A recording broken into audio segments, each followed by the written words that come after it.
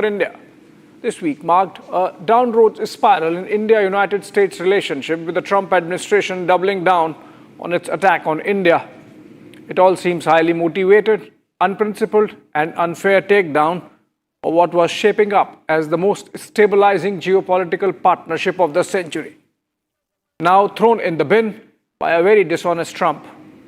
Since it's an evolving situation, I thought let's give it a pass. So this episode, I focus on two stories, both domestic, both coming out of Prime Minister Narendra Modi's Independence Day speech. He announced a mission to study demographic changes happening in the country, and for the first time mentioned the RSS from the ramparts of the Red Fort. There's a political meaning in both. Let's take a deep dive.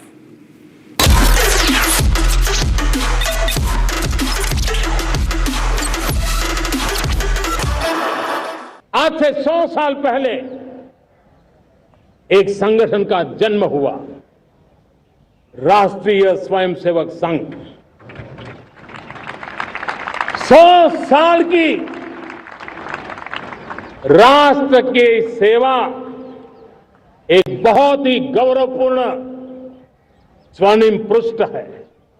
This was Prime Minister Narendra Modi paying glowing tributes to the Rashtriya Swayamsevak Sangh, or the RSS, from the ramparts of the Red Fort. This was the first time he mentioned the organization, which is his own ideological mothership, as it is of his party, the BJP, in his 12th Independence Day speech. This marked the first time a Prime Minister of India has mentioned RSS from the Red Fort, that too in the most glowing terms. There was an occasion to do so. The RSS marks 100 years of its existence this year, but then there was no compulsion to do so. Another RSS product was PM in the year 2000, when RSS completed 75 years. But Atal Bihari Vajpayee did not deem it fit to make its mention in his ID speech. In that sense, PM Modi has done a favor to the RSS by spotlighting its contributions to society and nation building. He called RSS world's biggest NGO that builds character through service, dedication, and organization with utmost discipline. He commended lakhs of Swayamsevaks for their lifetime of service to the cause of Maa Bharati, and that India feels proud of their century of service. But then maybe it's not a favor. 52 साल तो तिरंगा ही नहीं फहराया, जंग आज़ादी के अंदर कोई योगदान नहीं रहा। भारत छोड़ो आंदोलन में इनका योगदान क्या था? इन्होंने विरोध किया था। तो आज ये बात कहना बेमानी होगी। आज के परिप्रेक्ष्य में कोई बात कहे तो समझ में आता है, लेकिन उन 52 साल का हिसाब भी देना कि 52 साल आपने झंडा ही नहीं फहराया। ये जो 100 साल पूरे हुए हैं, इनको अंग्रेजों को बधाई देनी चाहिए, क्योंकि सुनने में आता है और कुछ इतिहासकार ये लिखते हैं कि कुछ संगठन अंग्रेजों ने बनाए थे जिससे भारत को धर्म के आधार पर विभाजित किया जा सके। संघी साथियों को भी अपनी पहली विचारधारा जो थी समाजवादी और सेकुलर, उसको याद रख करके देश को और आगे बढ़ाना चाहिए। Political reactions were quick. Congress called this an attempt to legitimize an organization banned by Sardar Patel in the aftermath of the Mahatma Gandhi assassination. Akhilesh Yadav of the Samajwadi Party said RSS was neither secular nor socialist. RSS does not claim to be secular. It openly professes for a Hindu Rashtra. It actually believes India is already one and that it only needs to be asserted. Secularism is a political tool meant to appease the minorities, particularly the largest one of Muslims. And this was, in fact, the raison d'etre for RSS to come into existence back in 1925. While this was expected, opposition trope, the mention by PM of RSS in his Independence Day speech has a political backdrop and significance. There's a strong political grapevine in New Delhi that there's a Cold War brewing since 2024 at least between Nagpur, the headquarters of RSS, and the BJP, its political offspring. The trigger was a comment attributed to incumbent party president JP Nadda that to win elections, the BJP was no more dependent on RSS mobilization, or was big enough now to have outgrown its dependence on its ideological parent. Though denied later as a misrepresentation of what he meant, Nadda's comment to the Indian Express amid the 2024 general election campaign caused serious heartburn among the millions of RSS cadre. If not substantially, then in good measure, the BJP's slide to 240 seats, wiping off its single-party majority since 2014, got attributed to this cold shoulder across the country. Despite Nadda's lamentations, damage had been done, with the stern parent leaving the offspring to its fate.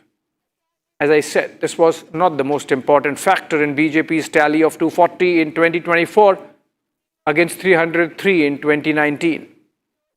Uttar Pradesh, for example, was a different play, with different set of factors contributing to the BJP coming down to 36 seats from 63 in the state.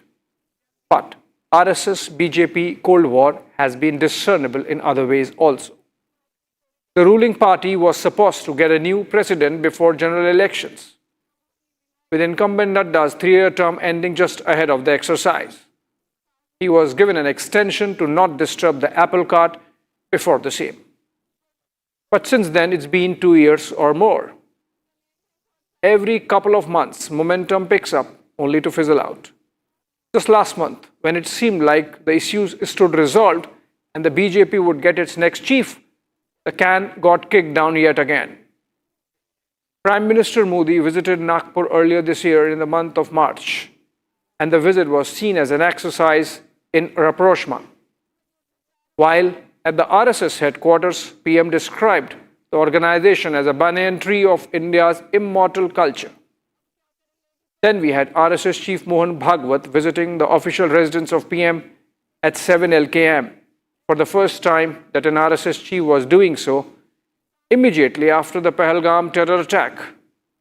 It was believed that this was an exercise to take RSS on board on 2 crucial issues: response to Pahalgam and the caste census decision, which was announced a day after the meeting. Clearly, if the election of the next BJP president is a yardstick, then all the engagement has had no impact. The latest move this week was to get a candidate with strong RSS roots in C.P. Radhakrishnan to contest for the post of Vice President of India. The result of this, if any, would be seen over the next month. The RSS has been banned 3 times since independence. First for about a year in the aftermath of the assassination of father of the nation Mahatma Gandhi, and then again in 1975 during emergency, and in 1992 after the demolition of the Babri Masjid. Through its journey of 100 years, RSS has spawned 50 and more of social service organizations working in various walks of life. The students' wing, for example, Akhil Bharatiya Vidyarthi Parishad, came in 1949. The Jan Sangh came next year in 1950. The early industrialization period saw the Bharatiya Majdoor Sangh getting established in 1955. The VHP, or the Vishv Hindu Parishad, which has spearheaded the Ram Temple movement, came in 1964. And of course, the BJP itself in 1980. Today, the amalgam called the Sangh Parivar has over 5 million active members, with RSS shakhas present in each of the 900 plus districts of the country. In February this year, the organization inaugurated a new building complex at its New Delhi address of Jhandewalan, with 3 13-story towers, which have 300 plus rooms, auditoriums, a library, medical amenities, with a blend of modern technology and understated simplicity to underscore RSS philosophy. It sure marks a progress in the journey of the NGO that has seen turbocharged growth during the last 12 years of the Modi government. Today, the RSS can claim the Prime Minister as one of them from their ranks. A score and more union cabinet ministers who have done Namaste Sada Vatsale Matra Bhume for decades. Half a dozen chief ministers and hundreds of state ministers who owe allegiance to the saffron flag. The clout and power that RSS draws from this is immense. Contrast this with Congress years, which meant a peripheral existence for the Sangh and occasional bans. Yet, When you meet senior office bearers of RSS and discuss politics, there's almost a bashfulness. Oh, we are not into politics. We are into culture. There's almost the denialism of an escapist. If the number of RSS shakhas, the primary unit of the organization, is a barometer of relevance and clout, then for sure there's a story that ties the RSS to the BJP's tryst with power. The figure stood at about 40,000 when Modi came to power in 2014. The number is 85,000 now. Shakhas more than doubled during Modi years.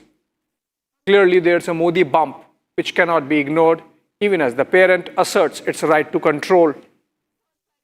The RSS leadership might want to have a hard look at its ongoing Cold War with the BJP in the light of these numbers.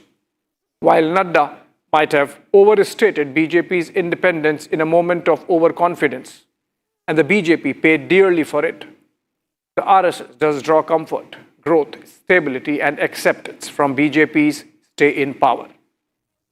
The RSS leadership needs to know that denying this is not smart. To remain at loggerheads with the Modi government does not help both the sides. And there's a lesson from history. Nagpur was in a similar jousting match with the Vajpayee government. It felt the Prime Minister was not doing enough on Ayodhya Ram Temple. The RSS was particularly peeved at Jaswant Singh's pro-liberalization budgets, and its cadres folded back from the 2004 general election. The result was not only BJP going out of power, but even RSS, losing 10,000 of its shakhas the same year. The writing is on the wall to see. Moving on. षड्यंत्र के तहत सोची समझी साजिश के तहत देश की demography को बदला जा रहा है। एक नए संकट के बीज बोए जा रहे हैं और ये घुसपैठिए मेरे देश के नौजवानों की रोजी रोटी छीन रहे हैं। एक घुसपैठिए मेरे देश की बहन बेटियों को निशाना बना रहे हैं। ये बर्दाश्त नहीं होगा। The demographic change debate is back. This was Prime Minister Modi announcing the setting up of a demography commission with subject experts to map the phenomenon and all its aspects. The issue has been on the agenda of the ruling BJP for a while, but the party gave an impression that it was more an election time talking point than a serious matter of concern. Till now. The opposition reaction has been on expected lines, panning the move as part of standard BJP Hindu politics to create a Muslim bogey. This counter-argument is based on BJP's perception as a Hindu party out to demonize the Muslims. Those pushing this version claim that with 200 million Muslims against 1.2 billion Hindus, there is no way that Muslims can outnumber Hindus in India, that the growth and fertility rates are coming down for all communities in a secular manner, and the gap that existed between Hindus and Muslims is narrowing, that aspirations are same for every community and economic considerations determine family size now. In this backdrop, the Modi government's move salvages the issue from stumpy speeches and political perceptions. Let us take a deep dive on what is demographic change, whether it is real or just a political bogey, as the opposition would have us believe. What do census figures tell us, for example? These numbers can be considered secular, as those census exercises were carried by governments of all persuasions over a century, from the British, the Congress, to the BJP, and even communists dominated United Front. For some graphics, I have depended on the work of Chennai-based Center for Policy Studies, whose director J.K. Bajaj allowed his data mining to be used for our show. First modern census happened in India in 1881. Since then, the decadal exercise has happened 14 times. The data helps create a clear pattern of demographic change, some natural, much of it forced through the two partitions of 1947 and 1971. Infiltration too, or illegal infiltration too, has been a historical factor in states like Assam and Bengal and Tripura. Population pattern is changing even in some pockets of Bihar, Jharkhand, Uttar Pradesh, and even the National Capital Territory of Delhi. In the India of 1881, the Indic faiths, Hinduism, Sikhism, Buddhism, and Jainism constituted about 80% of the population. Today, in the same territory, which now includes Pakistan and Bangladesh, the number stands at 67% as per the 2011 census. In the same period, the Muslim population of the subcontinent has increased from 20% to 31%. Given that the delayed census might continue with the pattern, we are looking at Indic faiths at about 65% vis-a-vis Muslims at about 33%. Christians too have grown to more than double their numbers over this period of 130 years, but most of them in India. This itself should call the bluff of deniers. But let's get deeper. As the first post-independence census of 1951 shows, in Pakistan, the population of Hindus, which was roughly 18% before partition, reduced drastically to 1.5% due to mass migration in 1947. Since then, it has remained steady at below 2%, barely accounting for replacement fertility rates. In Bangladesh, Indic faiths accounted for about 30% of the population in territories that became East Pakistan post-independence. In 2011 census, the number stood at less than 10%, which means Hindu population in what was East Pakistan earlier and Bangladesh post-1971 has reduced steadily from 1/3 to less than 1/10 now. Within the post-partition India, the Indic faiths first increase in a post-partition bump from 84% in 1941 to 87% in 1951, but have since reduced steadily to 83% as per 2011 census. And extrapolating the trend might land the figure at 81 to 82% in the present. But that's not what the demographic change is all about. It goes beyond the national picture to regional pockets which present the whole issue in a different light. In Santhal Pargana of Jharkhand, for example, tribal population came down from 36% in the year 2000 when the state was carved out of Bihar to 26% now. Both religious conversions and internal migration could have contributed to the figures. The Muslim population, which was less than 10% in the same geography in 1951, stood at 22% in 2011 and could be 25% now. Same story as we move from Jharkhand to Bihar, where the Purnia pocket abutting Santhal Pargana has seen minority population increase from 32% in 1951 to 46% in 2011, possibly 48-49% in the present. Bengal presents a similar picture. While in the entire state, Muslim population has seen an increase from 18% at the time of independence to 27% in last census and possibly 30% now. In districts like Murshidabad, it is as high as 66 to 70%. This has political consequences. Since 1952, when first general elections were held in India, Murshidabad has not elected a single non-Muslim candidate. Nothing wrong in it per se. There's a Muslim majority, it must elect a Muslim candidate. So the secularism argument goes, right? There are a few other pockets of demographic concentration from western Uttar Pradesh to Assam to Kerala that can be seen in these graphics. Mewat in Haryana was about 80% Muslim in 2011. It would obviously be more now in 2025. Similar trends of population concentrating along religious lines can be seen in the case of much of the Northeast, where the demography favors the followers of Christianity for historical reasons, going back to the colonial times.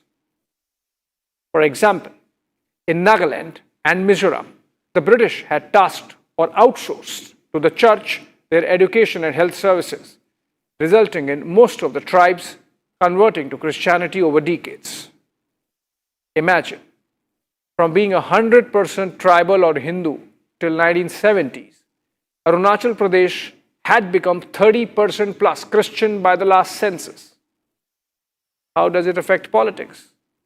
I mentioned that nugget earlier that Murshidabad in Bengal has always elected a Muslim MP since independent India's first Lok Sabha elections in 1952.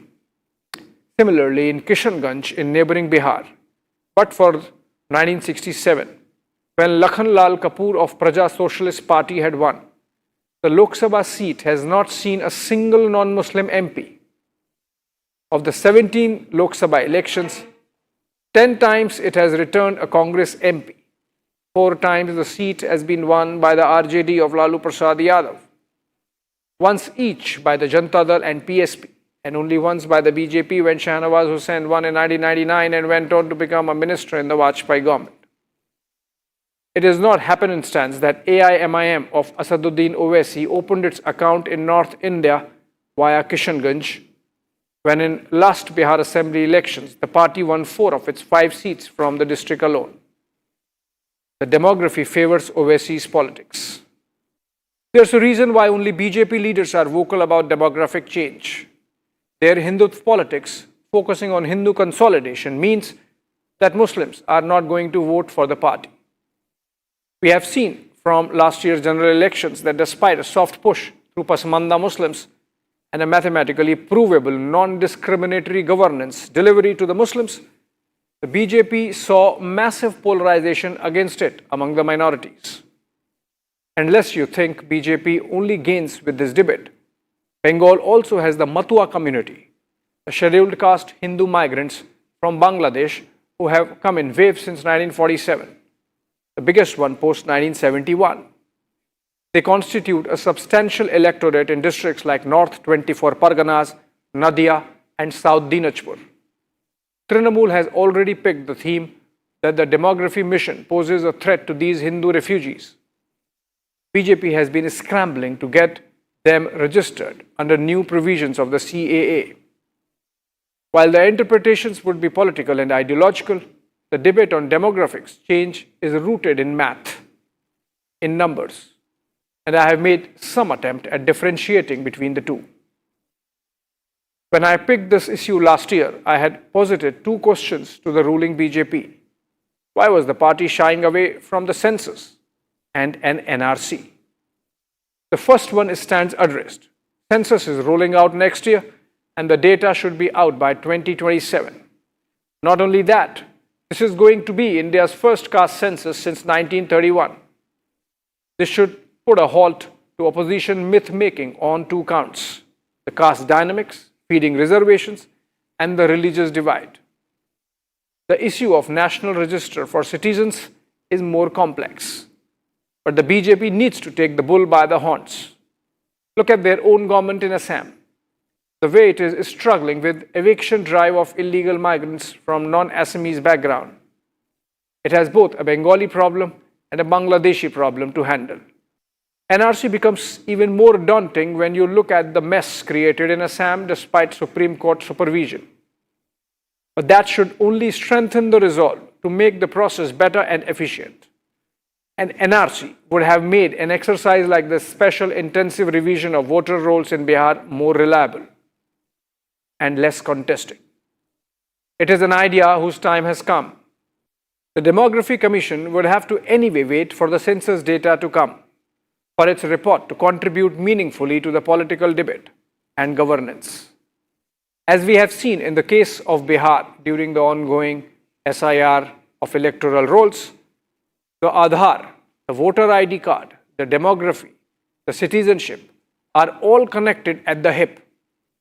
The easy process of making Aadhaar card has compromised its integrity as a document relevant for governance and identity. During the Bihar SIR debate, we have seen instances where Aadhaar card numbers are more than the population of the district or constituency. In Assam, the entire state has more Aadhaar cards than its total population. Much of the stress in Bihar could have been avoided had the system been aligned in a manner that Aadhaar and voter ID and citizenship could be conflated into a single whole, an overarching architecture that solves the confusion, cleans the data, and makes our democracy stronger and governance targeted for maximum impact. Ultimately, it is not about Muslims, Hindus, infiltrators, and politics.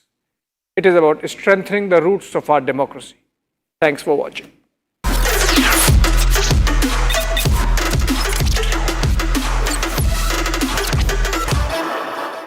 ये है secret recipe MDH का जीरा SIP जल जीरा मसाला।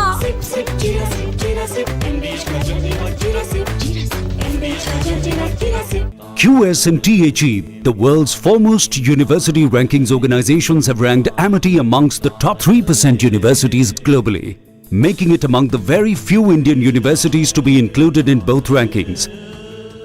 Yet another top ranking for Amity University. थोड़े में ज्यादा स्वाद यही तो है इसकी खास बात। वाओ मामा क्या स्वाद है। अरे मेरे राजा भारत की अपनी दुकान इंडिया सोना, अपने देश का सामान इंडिया सोना, इंडिया सोना, इंडिया सोना। दादी के हाथों का जादू और खुशबू से महकता घर, माँ की मुस्कुराहट और खाने की सुगंध। MDH गरम मसाला, क्योंकि हर रिश्ता है स्वाद से जुड़ा। मुस्कुराए लड़खड़ाए जिंदगी, चाहे जो भी हो। सर पेशेंट के लिए कौन सा रूम प्रेफर करेंगे आप? जिंदगी भर के प्यार का कोई रेट कार्ड नहीं होता। Tata AIG health insurance, with you like family, with you always. आर प्योर सूजी पास्ता उबालो मिलाओ और खाओ 8 मिनट में तैयार। क्या टेस्ट है सबका राजा R pure masala. Play it your way. Sarah, this is your space, play it your way.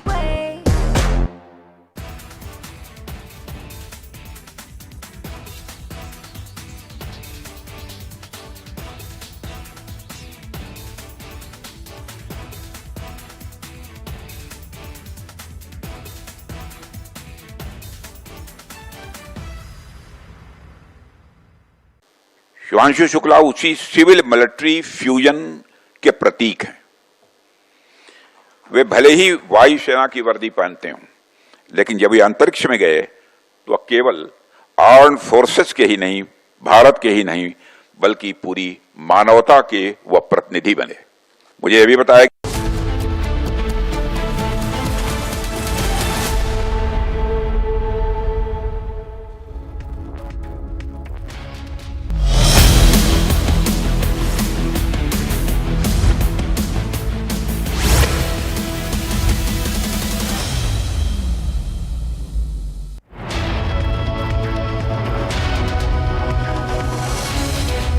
Hello and welcome. You're watching Republic TV with me, Akanksha Khajuria. Top of the hour, we'll get you details about the shocking dowry murder case that has come to the fore from Uttar Pradesh. We'll get you more details on that during the next half an hour. Let's get started with the headlines first. Uttar Pradesh dowry horror shocks the nation. Killer husband and his mother have been arrested.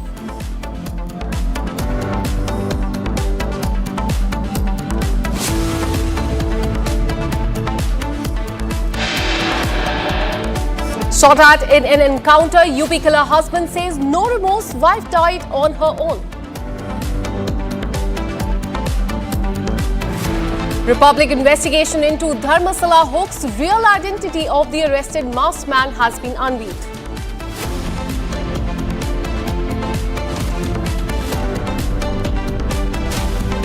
And ISRO successfully conducts airdrop tests ahead of the December Gaganyaan launch. Major escalation as the Russian nuclear plant struck reportedly by Ukraine drone, resulting in a massive fire.